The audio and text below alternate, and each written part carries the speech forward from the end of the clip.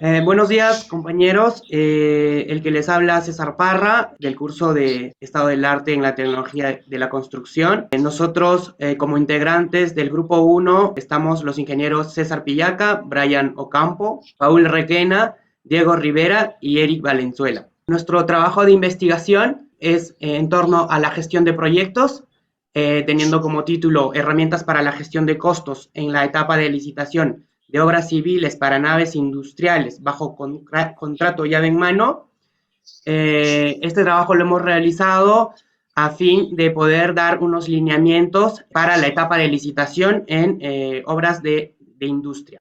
Bueno, iniciamos con un cuestionamiento que es cómo gestionamos la planificación de los costos aplicando herramientas de la metodología PMBOK. Inicialmente esto nace sobre un concepto o un lineamiento general de un proyecto y este mismo nace de un requerimiento por un usuario o por un cliente, que en este caso específico son las industrias. Luego de ello, pues hacemos todas los trámites municipales trámites con entidades como de luz y agua potable. Luego de ello hacemos el proyecto general como criterios de diseño, finalmente la construcción y la entrega. Cabe mencionar que dentro de este proyecto los factores importantes son, uno, el tiempo, que es el más importante, y el precio.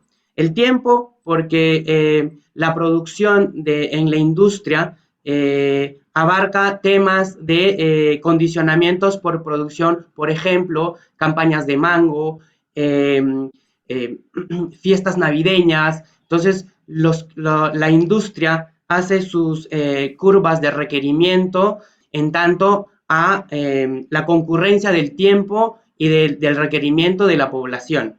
El precio es muy importante porque los clientes hacen un CAPEX anual de cada proyecto y esto tiene que ser cumplido durante todo el año. Dentro de los antecedentes que tenemos, la planificación de costos es el proceso que establece las políticas, los procedimientos y la documentación necesaria para planificar, gestionar y ejecutar el gasto y controlar en el proyecto. El beneficio clave de este proyecto es que proporciona guía y dirección sobre cómo se gestionan los costos.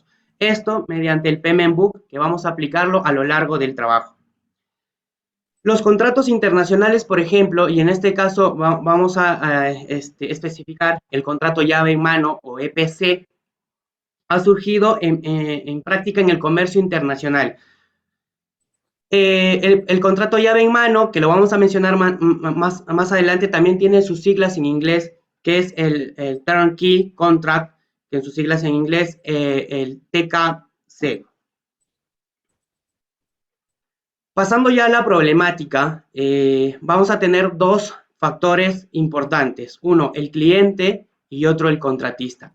El cliente, la problemática del cliente son sus cuestionamientos a la hora de invertir, dado que no tiene conocimiento de construcción y es ahí donde el contratista entra a tallar y puede proporcionar las herramientas necesarias para desarrollar en sinergia con el cliente el proyecto en general.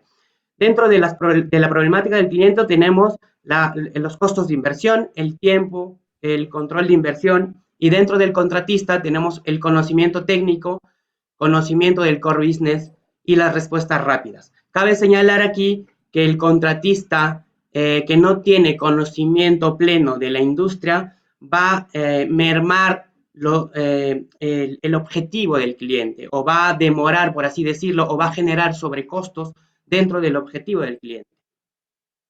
Luego pasamos a los objetivos principales. Dentro de los objetivos principales tenemos diseñar las herramientas para la gestión de costos en la etapa de licitación de obras civiles para naves industriales.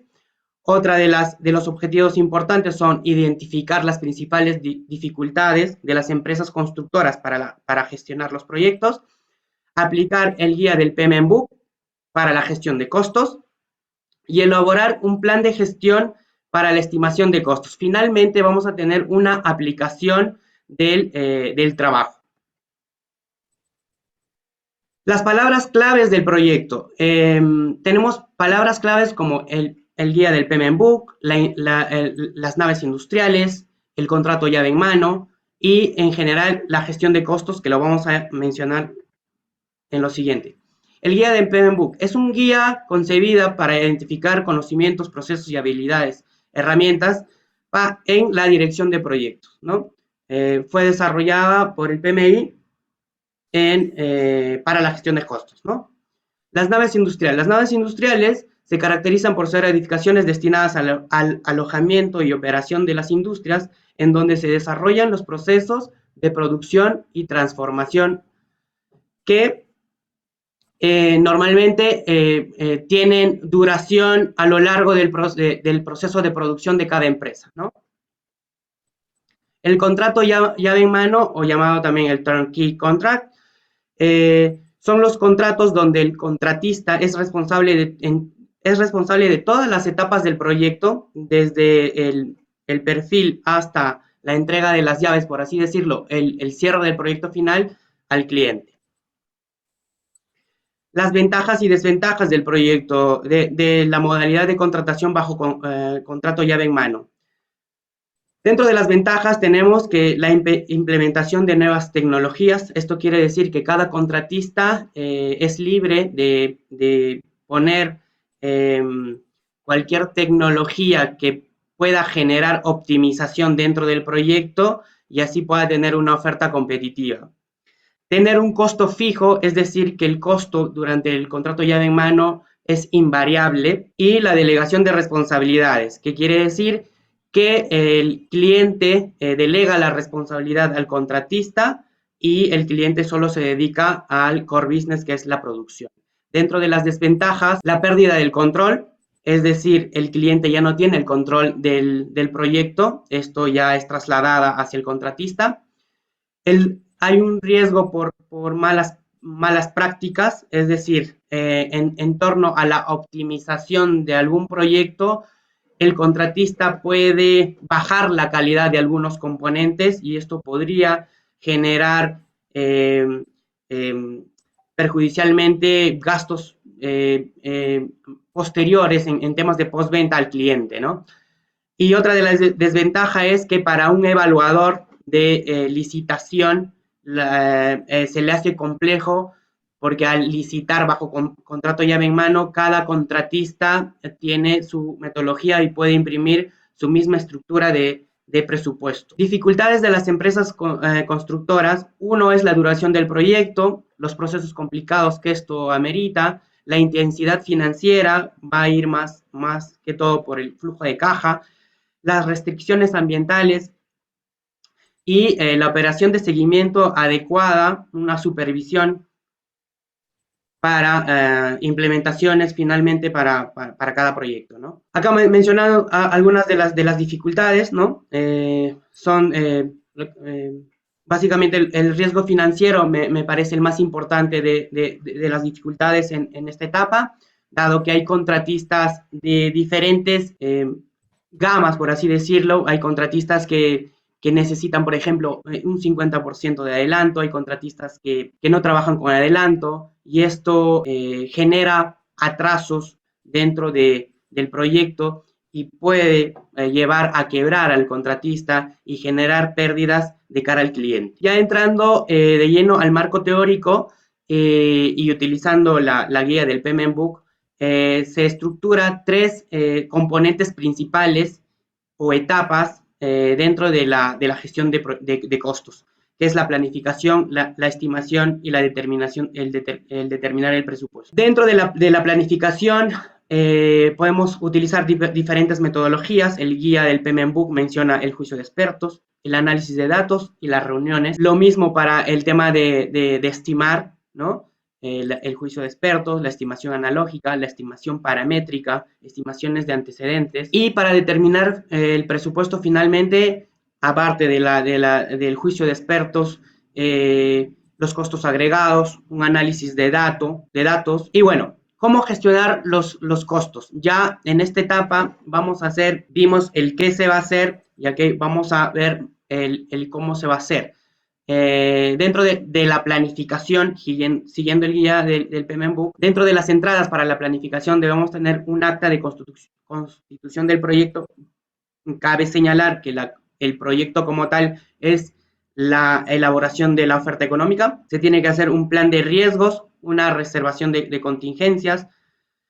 Dentro de las herramientas vamos a llamar al PMBOK, que va a tomar como juicio de expertos, análisis de datos y reuniones. Y las salidas de esta etapa, vamos a tener una organización de actividades, identificar dichas actividades, identificar componentes y asignación de cada componente a un centro de costos. Para la estimación, también vamos a hacer un plan de gestión de costos, vamos a elaborar ya de lleno el costo directo, la mano de obra, materiales, maquinaria y herramientas.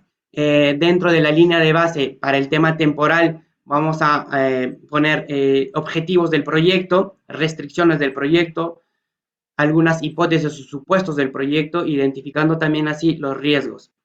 Y lo que se obtiene de esta estimación es una matriz de asignación de responsabilidades, el MOF de cada staff que va a intervenir en el proyecto y toda la documentación. Finalmente, para la elaboración del presupuesto, vamos a hacer una lista de tareas, vamos a hacer una preingeniería del proyecto en general, vamos a tener los perfiles necesarios para cada tarea, una lista de procura, ¿no? En la etapa de elaboración de presupuestos vamos a tener los metrados, los materiales, los precios y el gasto que va a generar el proyecto como tal. Y finalmente vamos a hacer la integración de toda la suma de costos, los análisis de reserva, que son las contingencias o previsiones, el tema financiero, ver los flujos de caja, cartas fianzas, pólizas, y la línea base de costos, ¿no? Finalmente a esto vamos a tener los entregables como oferta técnica, que es lo que se menciona en la pantalla, que son el resumen ejecutivo, los antecedentes, objetivos, metodología, plazos, plan de suma y plan de trabajo, de manera general. La oferta económica estará compuesta por un presupuesto detallado, un cronograma y un descriptivo general y consideraciones. Y dado este proyecto, vamos a aplicarlo bueno, voy a hacer referencia a un proyecto de construcción. Este proyecto es de planta de proceso de almacenaje de congelado de mango, palta y arándanos. Esto es para un cliente de un fondo de inversión Emergent Call, que es un cliente que es un partner de Camposol. La contratación es bajo contrato llave en mano, es en fibra, en el parque industrial Fibra Futura. Aplicando las herramientas de gestión de costos, tenemos las entradas, que básicamente serían la invitación a licitación, un layout general, los criterios de diseño y las bases administrativas, ¿no? Como herramientas se va a utilizar las reuniones, en este caso, ¿no? Con las áreas a intervenir, que serían las áreas de ingeniería, contabilidad, recursos y operaciones y administración. Las salidas de estas reuniones básicamente son mandar un correo de comunicación a todos los responsables y elaborar una matriz de responsabilidades. Para la estimación de costos, ya netamente con el área de presupuestos, se hace una revisión del contenido del documento, se hace la visita del terreno, revisión de la información general, las cotizaciones y un predimensionamiento de ser necesario, ¿no? En la determinación del presupuesto se hace una revisión y análisis de los metrados, consideraciones y posibles hipótesis, un análisis de gastos generales y la elaboración de un descriptivo y un pliego de consideraciones. Finalmente, se tiene como integración del proyecto la propuesta económica, los descriptivos y como oferta técnica, pues se tiene algunos documentos técnicos como planos, currículums del personal staff que está yendo, las fichas técnicas de algunos componentes que no estaban claros en las bases y los planos esquemáticos de las instalaciones, ¿no? Pasamos a las conclusiones. Una de las conclusiones es debido a la utilización del guía del PMBOK. Esto es importante dado que nos va a dejar un precedente para futuros proyectos, así como la parte documentaria para poder utilizar en los siguientes proyectos futuros, ¿no? Con las siguientes conclusiones voy a dejar a mis compañeros. La segunda conclusión. Bueno, me toca exponer esta parte. Mi nombre es Eric Valenzuela y la conclusión número 2 más que nada va dirigido en la etapa de licitación para las naves industriales, como es el proyecto de Piura. Más que nada se controlan los riesgos, ya que las reservas de contingencia es un presupuesto o una estimación de costos muy importante en el proyecto, ya que se considera una serie de propuestas técnicas, económicas, para estimar la cantidad adicional de presupuesto, ¿no? Desde un inicio. Para asignar esta reserva de contingencia en los proyectos de llave en mano, en contratos de llave en mano, el proveedor es quien posee su totalidad del proyecto, es decir, la parte técnica y el tiempo, ¿no? O sea, el cronograma, el cual se puede realizar cambios y optimizaciones durante la vida útil, ¿no? Del proyecto, que contribuyen a mejorar los aspectos de diseño o algunas alternativas, ya que este presupuesto de contingencia puede amortiguar un poco nuestro presupuesto, ya que es una propuesta en la etapa de licitación y es un poco a grandes rasgos, ¿no? Ya que no tenemos pruebas, no tenemos un tiempo exacto, ya que son considerados, tenemos predimensionamientos, tenemos documentos que se van a gestionar en el transcurso del tiempo. Bueno, le paso la posta a mi compañero. Una de las conclusiones que también ha llegado el grupo como parte fundamental del trabajo y de la implementación son las partes interesadas. Entonces, una herramienta que se ha desarrollado son la matriz de las responsabilidades, ¿no? Que básicamente permite hacer el seguimiento y control.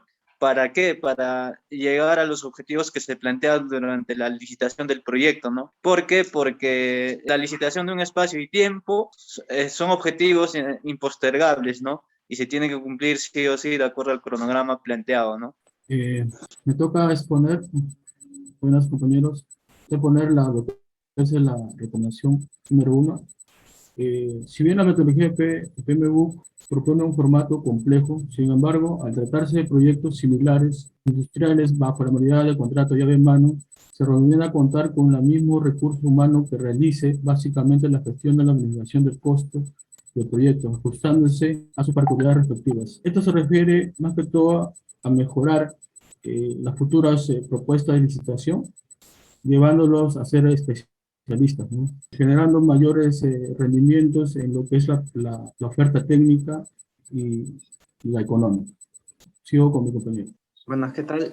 Mi nombre es Diego Rivera, me toca exponer sobre la recomendación 2. Es importante conocer al cliente y los métodos de evaluación de este, dado que hay clientes que solo visualizan el número y no el alcance de la propuesta a la hora de comparar con otras propuestas, por lo que se recomienda solicitar una reunión de explicación de oferta, teniendo en cuenta que en un proceso de licitación bajo enfoque llave en mano, cada postor imprime su experiencia, pero no necesariamente de igual forma que otros, ¿no? Por lo que es difícil la comparación para el cliente. Bien, continuando con la tercera recomendación, mi nombre es Brian Ocampo. La última recomendación sería básicamente el trabajo colaborativo entre cliente y contratista, ¿no? O postor, en este caso todavía en el proceso de licitación. Es importante acompañar al cliente en todo el proceso de licitación e incluso en el proceso en la etapa de estudios, explicarle los procesos constructivos de forma esquemática, a fin de propiciar justamente la colaboración entre ambos, pues, ¿no? Esto debido a que el cliente es básicamente quien hace el requerimiento, pero no tiene el conocimiento técnico que tiene pues, la contratista, o por lo menos debería tener la contratista. Entonces, la contratista es quien aporta esa parte técnica. Entonces, es importante porque incluso el requerimiento mismo puede tener fallas, porque el cliente lo hace en función a su necesidad. Entonces, la contratista es quien debe aportar la parte técnica, verificar el requerimiento, es más, verificar los criterios de diseño inclusive y poder hacer recomendaciones, ¿no? En algunos casos incluso hay estudios mal hechos o falta de estudios, pues no básicos. Entonces, la última recomendación justamente sería el trabajo colaborativo entre ambas partes, ¿no? Eso sería todo por la exposición, ¿no? Con eso acabaríamos la exposición del grupo. Muchas gracias. Gracias.